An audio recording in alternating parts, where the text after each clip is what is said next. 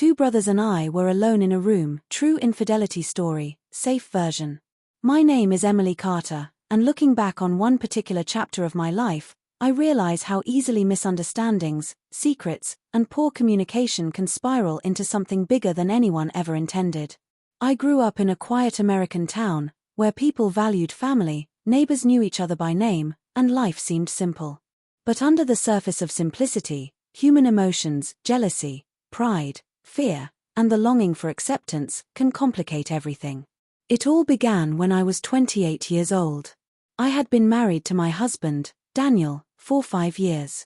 He was a responsible, hard-working man who loved his family. He had a younger brother named Michael, who was 3 years younger than me. Unlike Daniel, who was steady and reserved, Michael was energetic, adventurous, and often unpredictable. One summer, circumstances led to all three of us spending time together in Daniel's family home. Their parents had recently moved out of state, leaving behind the old house where the brothers grew up. Daniel suggested we stay there while our own apartment underwent renovations. To me, it sounded like a nice idea.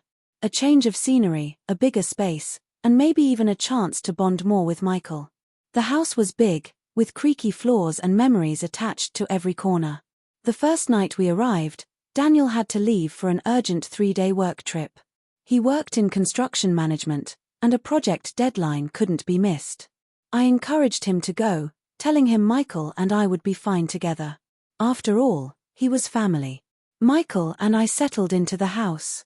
At first, it was quiet, almost too quiet. We spent the evenings talking in the living room, sharing stories about childhood, and laughing about Daniel's quirks.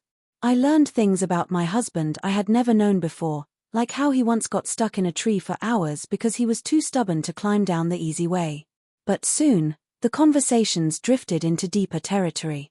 Michael spoke about his struggles, how he felt overshadowed by Daniel, how he never seemed to measure up, how he had dreams that hadn't panned out. I listened, not as a wife defending her husband, but as someone who understood what it felt like to question your path in life. One evening, rain poured outside, and the power flickered. We sat in the dim light of a single lamp in the living room. The storm rattled the old windows, and the house felt smaller somehow. Michael confessed that he had always admired the stability of my marriage with Daniel. He admitted he sometimes felt envious, not of me personally, but of the life his brother had built. I remember feeling conflicted. Part of me wanted to comfort him, but another part of me knew boundaries had to be respected. So I told him, Michael, you have your own journey. Don't compare your path to Daniel's or mine. You're capable of building something meaningful for yourself. That night, I went to bed with an uneasy feeling. I knew Daniel trusted both of us, but I also knew how fragile trust could be. Over the next few days, Michael and I found ourselves in situations that could easily be misunderstood. Once, I was baking in the kitchen, and he came to help. Flour ended up on both of us, and we laughed, but later I thought, if Daniel walked in, what would he think? Another time, the three of us were sitting on the couch watching an old family movie. Daniel had stepped away for a call, and Michael and I were laughing at an inside joke when Daniel returned. The look in his eyes was hard to read. Was it suspicion, or was I overthinking it? The turning point came one evening after Daniel had returned from his trip. The three of us were in the living room together. The air felt tense, as if unspoken thoughts were floating around. Daniel finally said, Emily, can I talk to you privately? We went into the kitchen, and he asked bluntly, do I need to worry about you and Michael? The question hit me like a wave. I was shocked, even hurt, but I understood where it came from. From the outside, moments of laughter, quiet talks, and shared space could be twisted into something they were not. I reassured him, Daniel, you don't need to worry. I love you. Michael is family, and that's all he'll ever be to me. When we returned to the living room, Michael could sense the tension. He stood up, looking guilty, and said, I think I should give you both some space. That night, Daniel and I had a long conversation about trust, boundaries, and communication.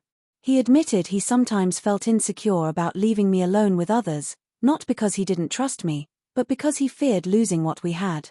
I admitted I hadn't been careful enough about how things might look from the outside. Over the next few weeks, things slowly smoothed out. Michael eventually moved to another city to pursue a new job opportunity. Daniel and I worked on strengthening our marriage, making sure small misunderstandings never turned into big problems again. Years later, I look back at that summer as a lesson. Being alone in a room with two brothers wasn't about infidelity in the physical sense, it was about how fragile trust can feel when insecurities and miscommunications enter the picture. It taught me that loyalty isn't just about actions, but also about protecting the heart of the person you love from unnecessary doubt. In the end, the story wasn't about betrayal, it was about growth. Daniel learned to trust more deeply, Michael learned to seek his own path, and I learned the importance of boundaries in relationships. Life is full of tests, and sometimes the hardest ones happen not in grand, dramatic ways, but in the quiet, ordinary moments when no one else is watching.